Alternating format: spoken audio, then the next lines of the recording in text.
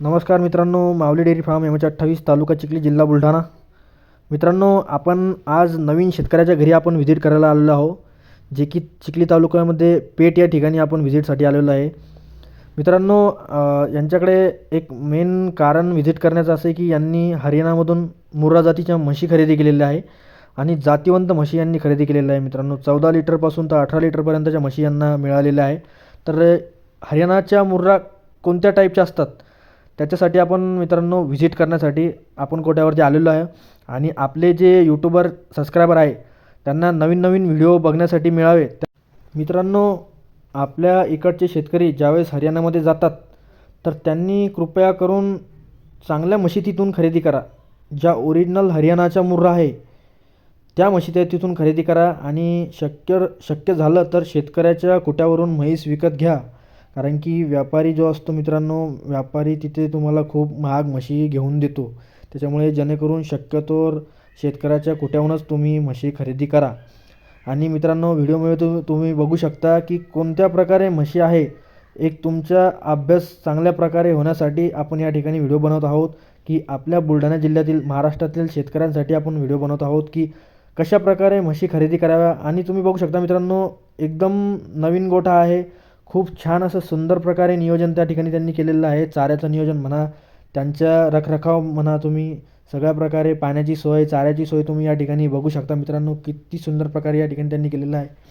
मित्रांनो, असेच नवीन व्हिडिओ जर तुम्हाला आपल्या चॅनलवरती बघायचे असतील तर तुम्ही आपल्या चॅनलला बेल आयकॉनला क्लिक करा, म्हणजे जेणेकरून आम्ही केलेले व्हिडिओ अपलोड केल्यानंतर तुम्हाला नोटिफिकेशन येईल. व्हिडिओमध्ये बघू शकता तुम्ही जाफरा जातीचा त्यांच्याकडे बुलसुद्धा आहे. मित्रांनो, जाफराबादी नसलसुद्धा त्यांनी आपल्या गोठ्यावरती ठेवलेली आहे. भावनगर या ठिकाणी, गुजरात या ठिकाणची नसल त्यांच्याकडे आहे. ती पण नसल मित्रांनो त्यांनी ठेवलेली आहे. आणि ब्रीडिंगवरती एकदम सुंदर नियोजन त्यांनी केलेलं आहे. ब्रीडिंगवरती ब्रीडिंगवरती काम करणं किती गरजेचं आहे मित्रांनो, हे आजच्या नवीन पिढीला कळालेलं आहे. आणि प्रत्येकाने ब्रीडिंगवरती काम केलं पाहिजे, तरच या दूध व्यवसायामध्ये आपण टिकू शकतो. असेच नवीन व्हिडिओ बघायचे असेल तर चॅनलला सबस्क्राईब करा. जय हिंद, जय महाराष्ट्र.